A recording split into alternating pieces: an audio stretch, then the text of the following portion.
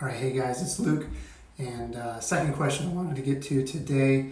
Go over this really quick for you guys. I think somebody's been asking this a couple times, and it probably is more pertinent as we're in a maintenance type of period for a lot of us. But their main question was, how long should my long run be during the maintenance phase? So first thing I would say is keep your guidelines in place, 25 to 30% of your weekly volume.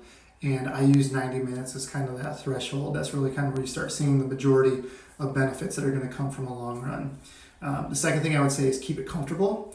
The time for faster will be later on. This isn't the time necessarily to focus on really pushing the pace of those long runs. So keep it easy to the slower end of your moderate range. So if you follow us if you have a plan in final surge, use the calculator, anything like that, you can see how we have the easy range, moderate range, long run range. And so for most runs, easy to moderate is just fine.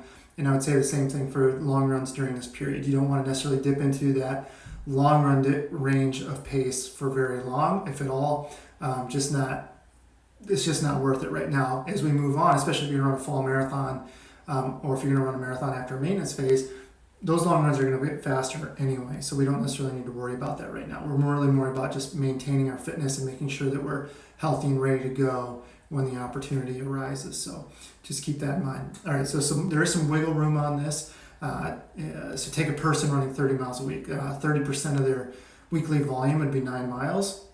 And let's say they're running at a 9-minute pace. So they're going to be roughly 80 minutes for their long run. So they're going to be a little bit short of that 90 minutes.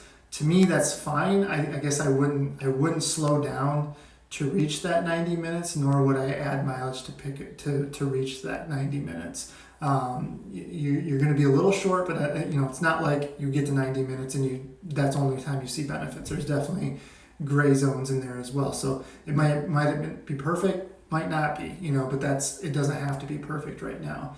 And the thing is too, is like if you slow down and you run even slower, so say you slow that down to 10-minute pace, it might be a pace that's really inefficient for you, and your stride becomes altered, and it actually will do more harm than good. It can actually get you hurt, right? And we see that quite a few if you slow down too much. If 9-minute pace is your easy pace and that's what you run for everything, keep it there. Don't slow down anymore and change your stride and change your form just to reach that 90-minute point. It doesn't make sense. It doesn't, and it won't give you the bang for the buck. Isn't there?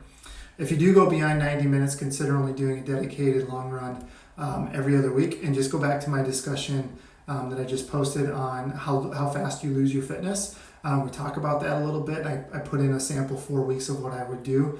There's definitely things you can do besides just a long run every weekend.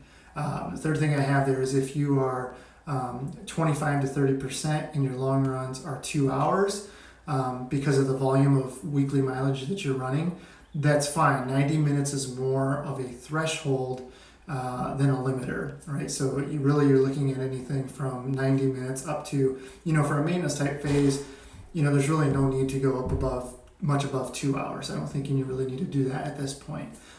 So if you're in that 90 to 120 minute range, you're fine. Don't worry about cutting it down to 90 minutes. I think you'll be okay. But again, maybe consider going every other week on that. All right. So that's really about it for that. I don't think there's really a lot of thought you have to put into it other than don't run too hard. Keep it in your 25 to 30% of your weekly volume. If you do go above that, really consider maybe just doing it every other week, because if you get into the habit of going mega long run, especially in a time where you don't really need to, we're just really looking to maintain the fitness we have. And when you go back to the post I put about how fast you lose your fitness, the main factor in that is really intensity, right? So we can back off volume quite a bit as long as we keep our intensity there. So that's what I would maybe put more of my focus on. So you don't have to be, if you were training for a marathon and you were doing 16, 18, 20 mile long runs, you don't necessarily need to do those. You can probably scale back to 10 to 12 to 14 and be just fine, especially if you're running them at a pretty comfortable pace and you're not hammering on those long runs. I would really think about just going every other weekend, doing a dedicated long run, and the other filler weekends doing something more like marathon pace or a cut down or something like that. But I laid that out in the how fast you lose your fitness post that is up this week. So take with that as you may. Hopefully that helps you with your planning of your maintenance, and take care. We'll see you later. All right, bye-bye.